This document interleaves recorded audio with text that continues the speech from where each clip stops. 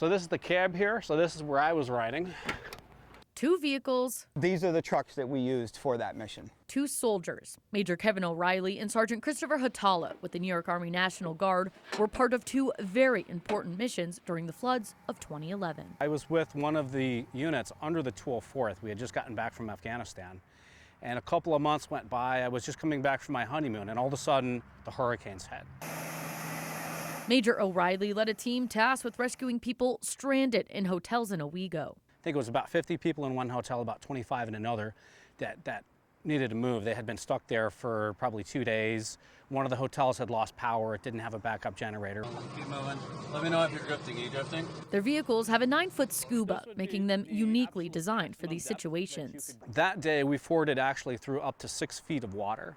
So 6 feet of water. So when you think about how much water that is, I mean, that's like up to here. I remember being in the cab of this truck, and the cab in the bottom here was filling up with water. So I had to lift my feet up just to keep from getting wet. With roadways submerged, streets they knew were unrecognizable. They were pulling into a gas station in Owego, and they nosed into a ditch and actually had probably above, up into the windshield area, and the whole front of the truck was flooded. Once they made it to the hotels, they got the people in the vehicles and drove them to shelters. Without us coming to pull them out, there was no perspective when exactly they were going to be able to leave there because their cars were flooded. They were totally surrounded by water. Meanwhile, Sergeant Christopher Hatala had a mission in coordination with FEMA to get much-needed resources to those surrounded by floodwaters. We picked up 40 tons of water, food, and cleaning supplies from there, and we distributed it to 9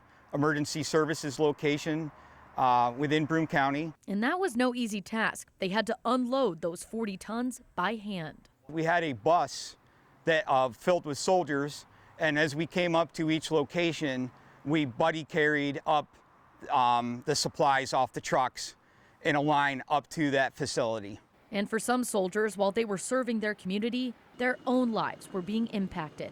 Hatala says one soldier lost his home. While he was out supporting that mission, his house was 6 foot underwater on Old Vestal Road.